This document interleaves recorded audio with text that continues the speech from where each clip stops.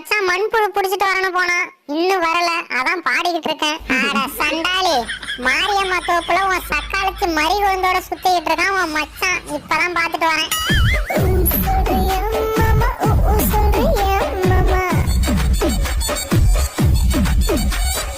என்னடி சொல்ற? சீக்கிரம் போடி, இல்லனா உன் மச்சான் மறிகொழுந்து கிட்ட மயங்கிட போறான். ஏண்டா மண்புழு பிடிக்க போறானு மறிகொழுந்து பிடிக்க போயிருக்க? இந்த வரண்டாயிரா. Few minutes later. நீ மண்புழு பிடிக்க போன எங்கடா? கேட்க மறந்துட்டேன். மண்புழு கிடைக்கலடி.